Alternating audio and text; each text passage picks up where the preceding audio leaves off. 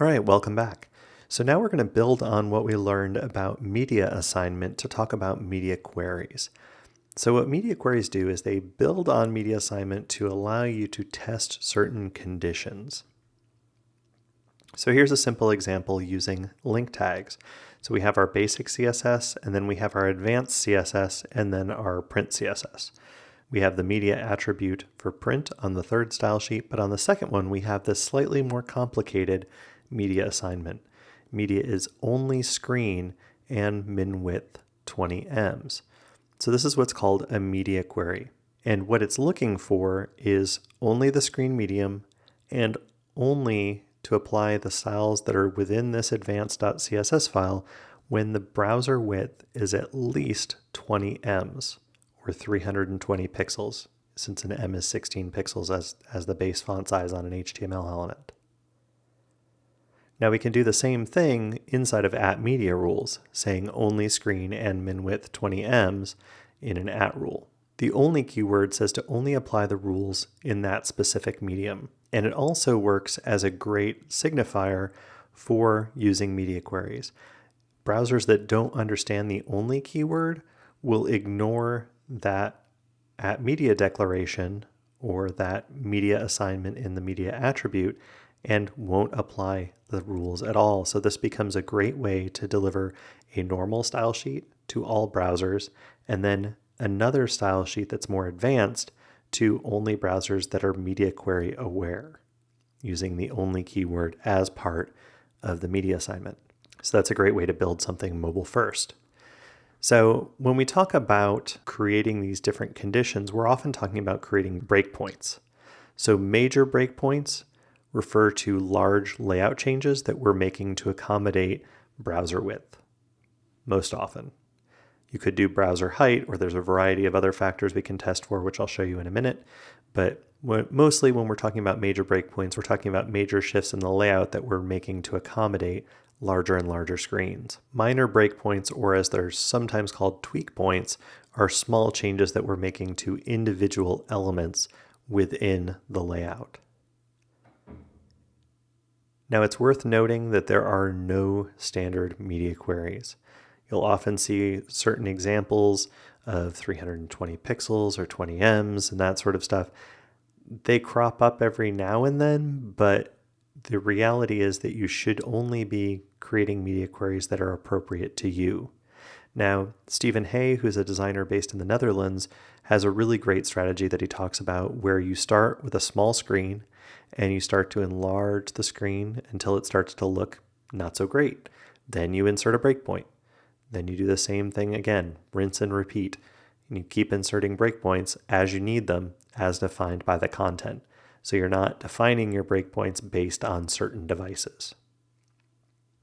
As I mentioned, the only keyword can be used to filter out older browsers. And then you can also use and not to further refine the query. So we saw this in only screen and min width 20 ems. So these rules would only apply on the screen medium when the viewport is 20 ems or larger.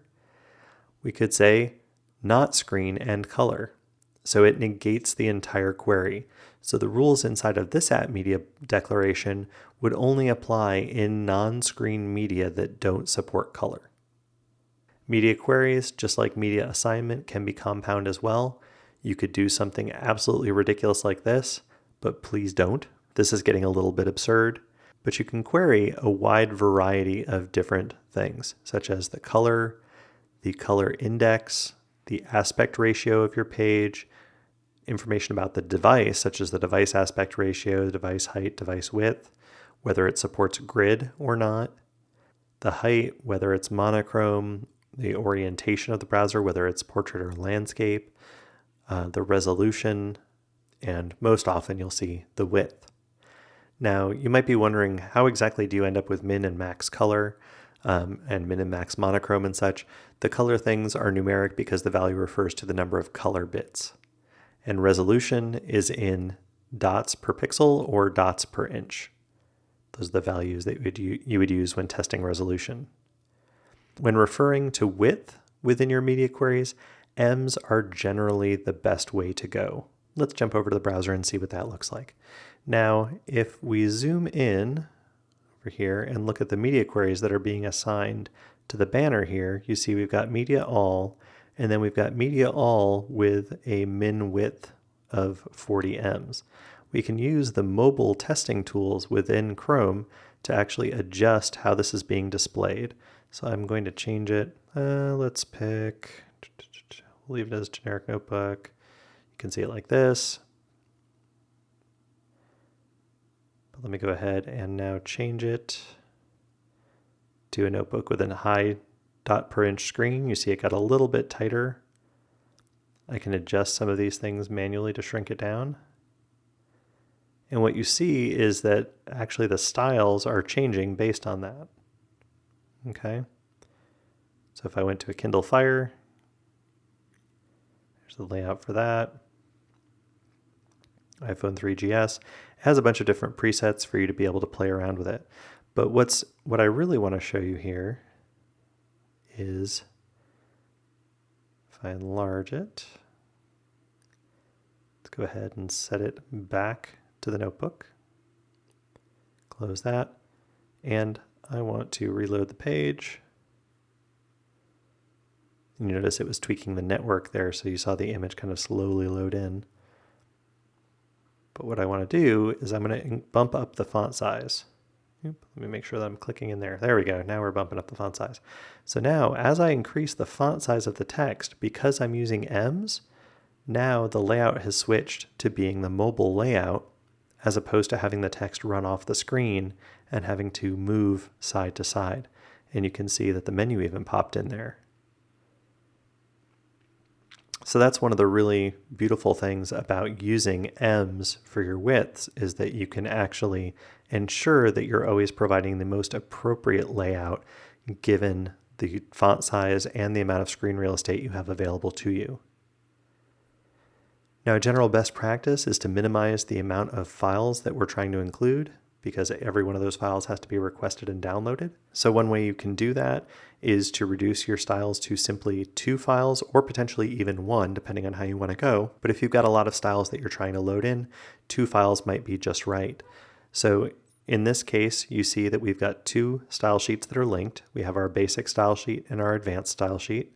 And browsers that don't understand media queries, they see that only in the green style sheets media query, and they then ignore that style sheet. So they would only get the basic.css file. But browsers that understand media queries, that know what to do with only, will go ahead and use that second style sheet and download it in addition to basic.css. So that's a quick and dirty overview of media queries.